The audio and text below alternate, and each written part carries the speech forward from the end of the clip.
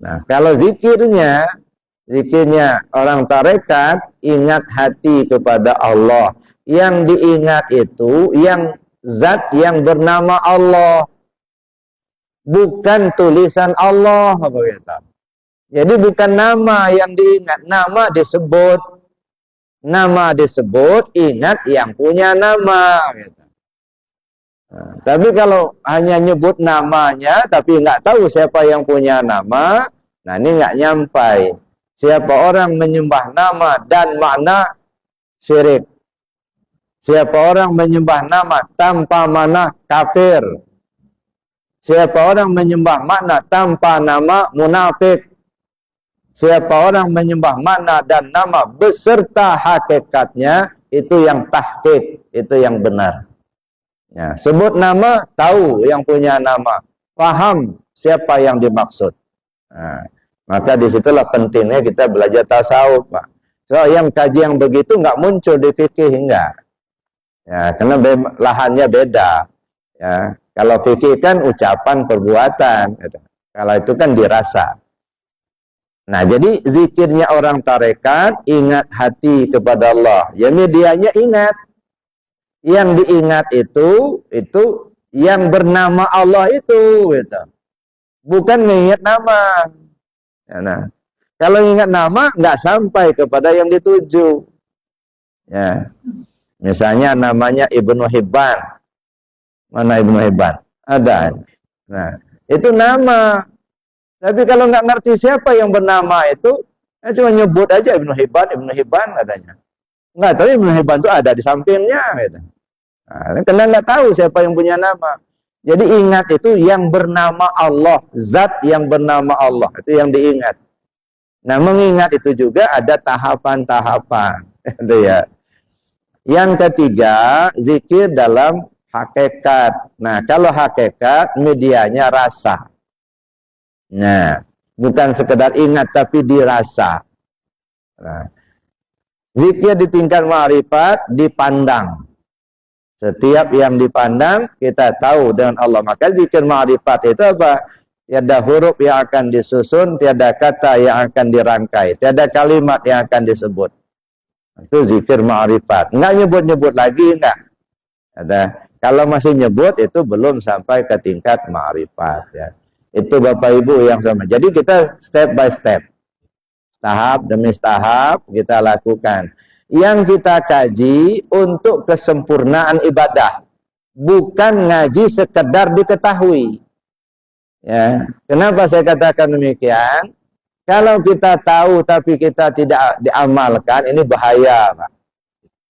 Ya, tanggung jawab itu nanti. La yazalu qadama 'abdin yaumal qiyamah hatta yus'ala an arba'. An umrihi fima afnahu wa an jismihi fima ablahu wa an ilmi ma 'amila bi wa an mali min aina iktasaba wa fima anfaqa. Belum bergeser telapak kaki seorang hamba pada hari kiamat nanti hingga ditanyakan kepadanya 4 persoalan. Umur kemana kau habiskan? Tubuhmu kemana kau bawa?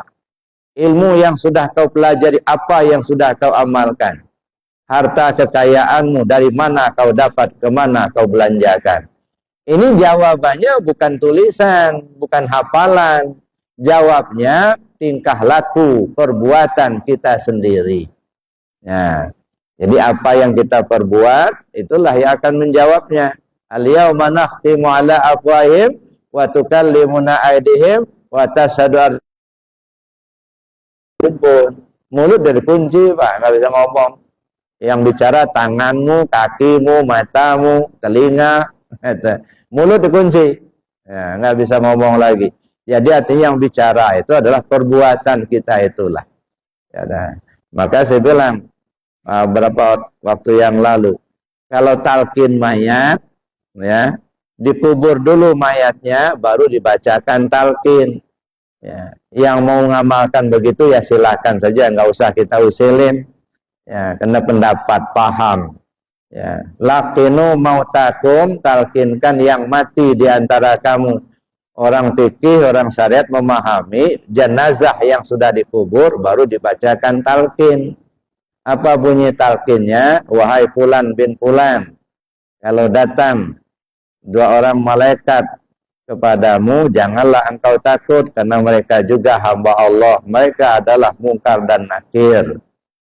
Apabila mereka bertanya kepadamu, siapa Tuhanmu, siapa nabimu, siapa imammu, kemana kiblatmu, siapa saudaramu, jawablah dengan lisan yang fasih.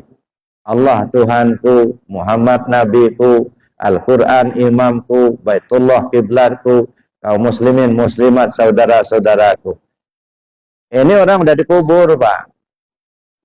Lagian masih hidup aja susah benar mau hafal. Udah mati, udah dikubur, diajarkan seperti itu. Nah, tapi lagi-lagi saya katakan, tidak usah menyalahkan. Yang mau begitu silahkan. Tapi kita perlu lihat dalam konteks kajian tasawufnya. Yang sudah dikubur talqin, mana yang dikubur? Diri kita yang terkubur itu, Pak. Mana diri kita? Ruh kita itu. Itulah diri kita. Mana kuburan? Nah, ini jasad, ini kuburan. Tubuh kita ini kuburan, Pak. Jadi diri kita, yang sebenar diri kita, lagi terkubur sekarang ini di jasad kita ini.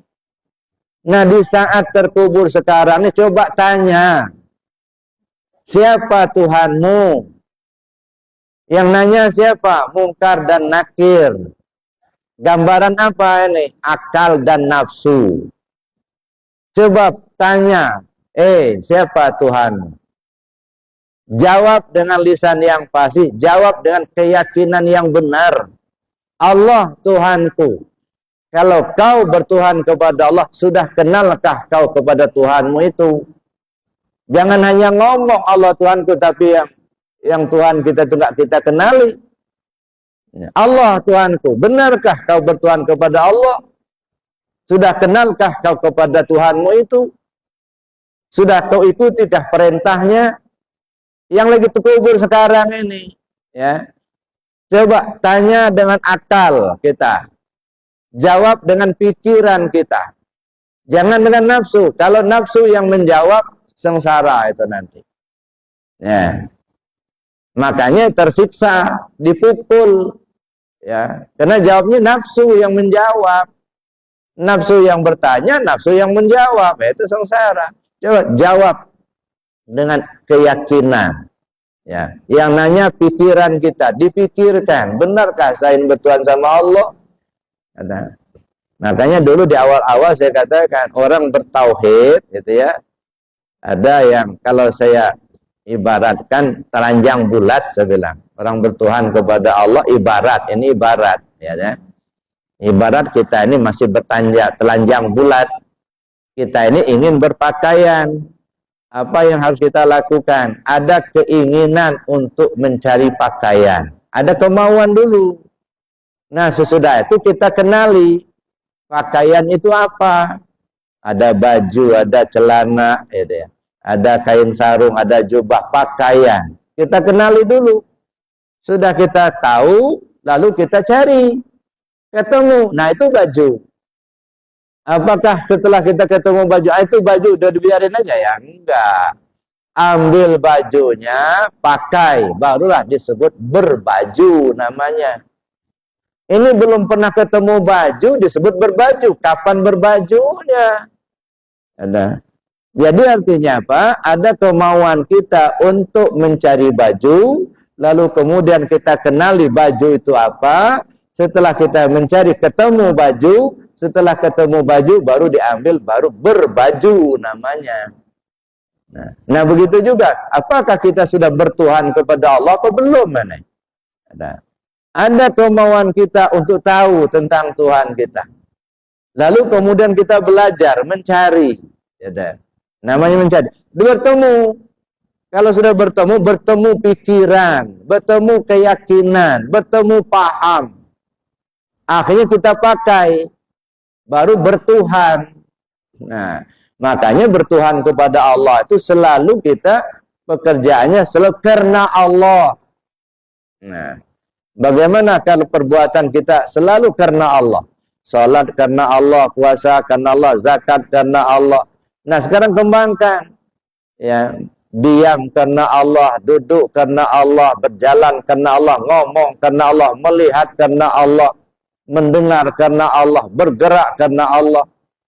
Nah, semua dilingkupi karena Allah. Nah, bagaimana supaya bisa seperti itu? Kalau bahasa fikihnya ikhlas. Nah, ikhlas ini artinya karena Allah. Nah, karena Allah itu seperti apa? Nah, itu kita kaji lebih jauh lagi. Jadi Bapak Ibu yang saya hormati, itu zikir di tingkat hakikat tadi dirasa. Zikir di tingkat ma'rifat dipandang. Fa'ain nama tuwalu fasama wajhullah. Baik Bapak Ibu, sekarang kita lihat ya tentang haji. Ya, sekarang kan lagi marak haji. Nah, orang yang akan menunaikan ibadah haji tahun ini, ada yang sudah sampai di tanah suci, ada yang masih siap-siap mau berangkat, gitu ya. Nah, dalam rangka melaksanakan ibadah haji. Haji itu apa sih? Nah, ini kalau menurut Syekh Qadir Jailani, qaddasallahu sirrul aziz, apa kata beliau? Haji itu ada haji syariat, ada haji tarekat, ada haji hakikat. Nah, jadi ada tingkatan.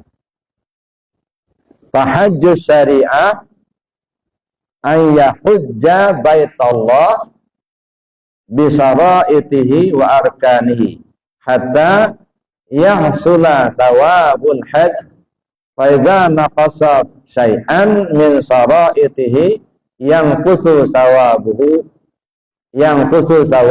hajj wa yabtiluhu li'anna Allah ta'ala amarana bitamamati biqaulihi azza wa jalla wa atimul hajja wal umrata lillah. Fahajju syariah, haji syariat. Nah, haji di tingkat ilmu fikih. Haji di tingkat syariat, ayyahujja baitallahi ta'ala, bahwa menyenhaja ke Baitullah. Bisaraitihi wa arkani, dengan memenuhi syarat-syaratnya dan rukun-rukunnya. Hatta yahsula thawabul hajj, sampai memperoleh pahala haji. Faiza naqasa syai'un min syaraitihi, apabila kurang sesuatu dari beberapa syaratnya tadi, yang khusus thawabul hajj, berkuranglah pahala hajinya. Wa yabtiluhu, dan batallah hajinya. Lianna Allah Ta'ala, karena Allah Ta'ala amarana, menyuruh kita bitamamati, dengan menyempurnakan haji.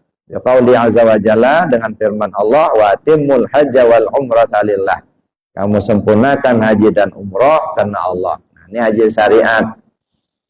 Fa min syaraiti al-ihram, sebahagian daripada syarat-syarat haji itu adalah memakai kain ihram. Satu, tsumma dukhulul Makkah, kemudian masuk ke kota Makkah. Tsumma tawaful qudum, kemudian laksanakan tawaf qudum. Tsumma wukuf di Arafah, kemudian wukuf di padang Arafah. Tsumma mabit di Muzdalifah, kemudian bermalam di Muzdalifah. Tsumma zabhul adhiyah, kemudian menyembelih korban di Mina, di kota Mina. Tsumma dukhulul haram, kemudian masuk ke Masjidil Haram. Tsumma tawaful Ka'bah, kemudian tawaf. Ya, tawaf dalam artian ini merupakan ya tawaf untuk menyempurnakan haji tadi. Sabata aswad, 7 kali putaran. Suma syarbu ma'i zamzam, kemudian minum air zamzam. Suma raka'ainil tawaf, kemudian salat 2 rakaat untuk salat tawaf. Di maqam Ibrahim, di maqam Ibrahim Khalil Rahman. Suma yahillu, kemudian bertahallul ma haramallahu ta'ala alaih. Kemudian bertahallul kita sebagai pertanda halalnya apa yang tadi diharamkan ketika memakai ihram. Ya. Dan lain sebagainya. Itu diantaranya haji secara syariat. Nah, makanya saya katakan haji, pelaksana ibadah haji itu kalau kita perhatikan riyadhah, Pak. Riyadhah. Ya, jadi kita praktek. Ya. Tapi yang namanya syariat masih ada isi. Ya. Jadi kalau ada kulit masih ada isi. Kalau ada kulit nggak ada isi, nggak ada yang mau dimakan. Ya. Kalau nggak ada yang dimakan, nggak ada yang dirasa. Makanya kulit isi, rasa, itu tiga-tiganya harus simultan. Nah, tidak bisa kita ngambil kulitnya saja, membuang isi. Kalau isi terbuang, rasa nggak ketemu. Tidak pula bisa kita ngambil rasanya saja, dibuang kulit. Makanya dalam Islam itu kita mengenal Islam, iman, dan ihsan. Nah, tiga-tiganya harus dipakai. Islam itu ibarat kulitnya, iman itu ibarat isinya, ihsan itu ibarat rasanya. Nah, jadi Islam itu syariat, ya. Iman itu hakikat, sedangkan ihsan itu tasawufnya, tarekat dan ma'rifat. Nah, makanya diri kita itu dibina dengan ilmu itu. Itu apa namanya? Salat haji secara syariat. Nah, ini yang akan saya sampaikan. Nah, kita perhatikan. Wa amma bayanu hajjal tariqah fazaduhu wa rahilatuhu awalan al-mailu ila sahibit talqin wa akhadhu minhu summa malazamatu dzikri bil lisan ma'a mulazahati ma'nahu. Wa amma bayanu haji tarekat, adapun penjelasan tentang haji tarekat, fazaduhu wa rahilatuhu awalan al-mailu ila sahibit talqin. Bekal dan kendaraan haji tarekat itu adalah kecenderungan hati ingin mengambil talqin dari sahibut talqin. Nah, ini bekal. Jadi haji secara tarekat, ada keinginan hati kita untuk mengambil talqin zikir kepada ahli talqin.